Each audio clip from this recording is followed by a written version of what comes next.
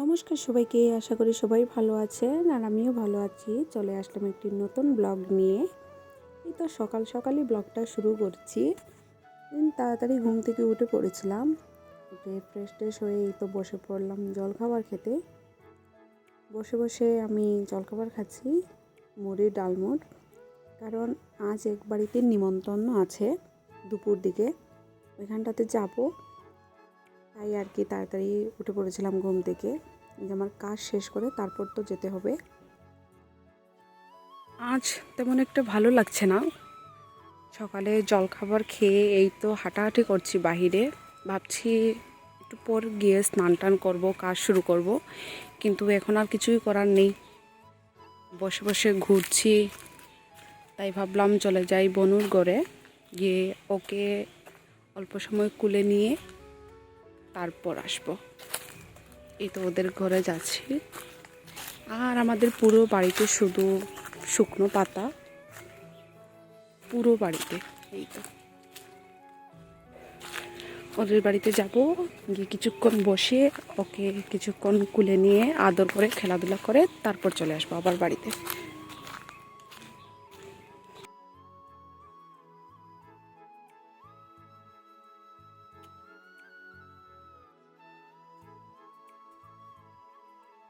শুনুনি তুমি?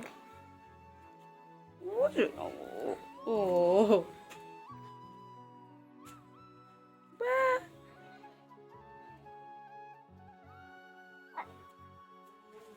তারপর বোনের কাছ থেকে চলে আসলাম। তখনই আমার কাজের এখান থেকে আমার কল আসছিল। তাই আর লেট করতে পারিনি, বসতে পারিনি আর কি। তাড়াতাড়ি করে বাড়িতে চলে আসছিলাম। এসে স্নান করে খাওয়া দাওয়া করে সোজা চলে আসলাম কাজ করতে। আর আজ দু জায়গায় যাওয়ার কথা। যখন ঘুম থেকে উঠি আমি, তখন আমার মাসির কল আসছিল যে আমি ওদের বাড়িতে মাত্র দুদিনের জন্য আসতে। আমি তখন মানা করে দিয়েছিলাম, কারণ রোববার আমাদের বাড়িতে একটা অনুষ্ঠান আছে ছোটোখাটো, তাই আর কি।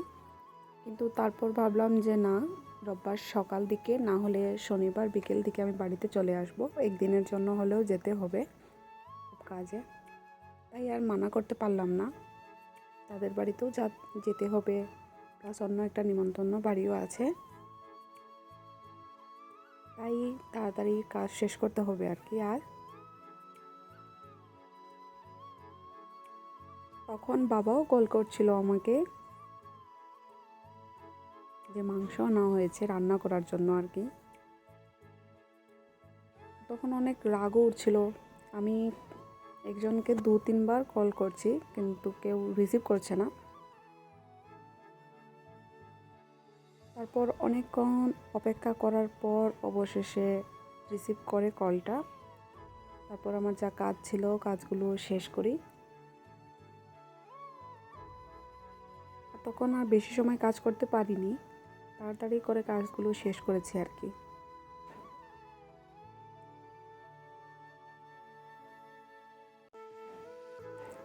তারপর কাজ শেষ করে উঠে ঘরে গিয়ে দেখি মা অলরেডি রান্না করার জন্য রেডি করে নিয়েছেন সব কিছু। তারপর আমি রান্নাটা করে নিয়েছিলাম। পরে ভাবলাম যে প্রথমে ব্যাগটা গুছিয়ে নিই, কিছুই নিব না, শুধু 2 দিন থাকবো তাই আর কি, 2টো ড্রেস, আর কিছুই না।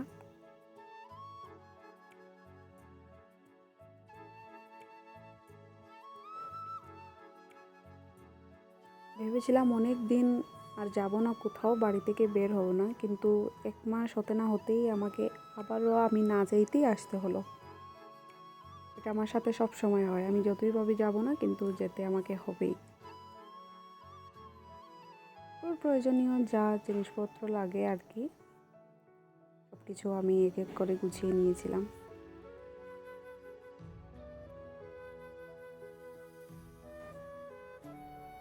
আর ওই দিন আমি বিছানাটাও গুছাইনি ঘুম থেকে উঠে।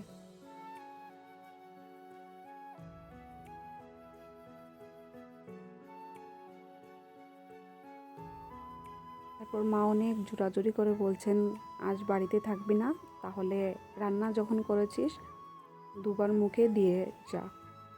তো শুধু টেস্ট করলাম আর কি কেমন হয়েছে, বেশ ভালো হয়েছিল। তো চিকেনে তখন আর ঝোল দিইনি, শুধু কষা করে রেখে দিয়েছিলাম আর কি ওই দিন।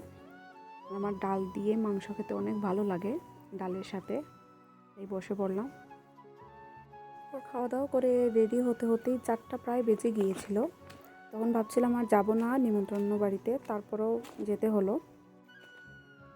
রেডি হয়েই তো বেরিয়ে পড়লাম। হাতে একটা ব্যাগও আছে।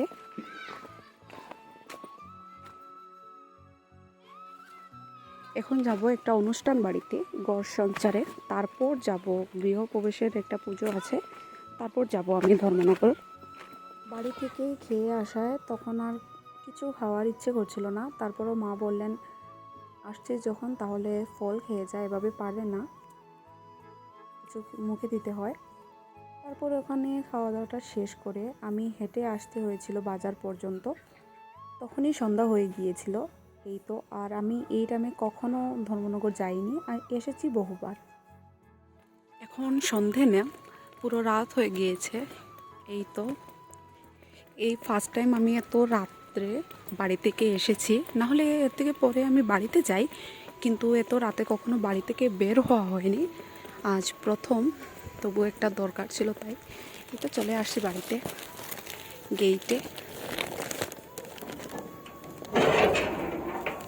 গেট খুলে ঢুকে পড়ব।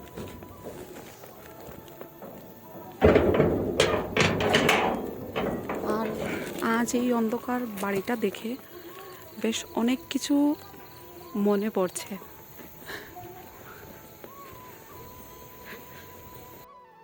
এই মাত্র ঘরে আসলাম, এসে দেখি বিছানাও অগুছালো, সব কিছু অগোছালো। আমি প্রথমে 1 কাপ চা খেতে হবে, তারপর যা করার করব আর কি। আজ একদম গরুর দুধের সাথে চা পাতা মিশিয়ে চা বানাচ্ছি। একদম কালারটা যা হয়েছে না, দুর্দান্ত। এই তো কালারটা দুর্দান্ত হয়েছে।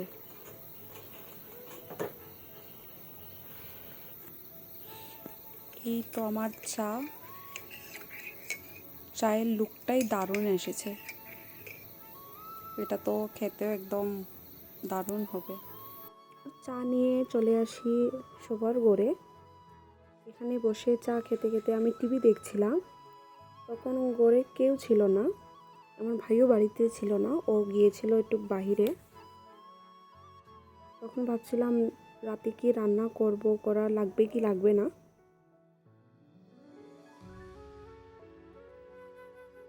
তারপর ও বাড়িতে আসার পর ওকে জিজ্ঞাসা করলাম কি খাবে।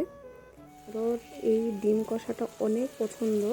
আমি আসলেই ও বলে করে দেওয়ার জন্য আমি একদম জল ছাড়া শুধু মশলার মধ্যে ডিমগুলোকে কষিয়ে নিয়েছিলাম। তারপর মাছ দিয়ে শিম আর আলু দিয়ে একটা তরকারিও রান্না করে নিয়েছিলাম কালকের জন্য আর কি। এই তো মাসি 2-3 তরকারি রান্না করে গিয়েছিলেন। এটা ছিল টমেটো দিয়ে আলু দিয়ে মাছের তরকারি, পুঁটি মাছ ভাজি, মিষ্টি কুমড়ো আর একটা ডিমের কষা, আর এই তো তরকারি। এই 2টা শুধু আমি রান্না করেছিলাম, আর বাকি 2 তরকারি ছিল। তারপর আমিও খেয়ে নিয়েছিলাম। তাহলে ব্লগটা আজ এখানেই শেষ করছি। আবারও দেখা হবে নতুন কোনো ব্লগে। ততক্ষণের জন্য সবাইকে টাটা, বাই।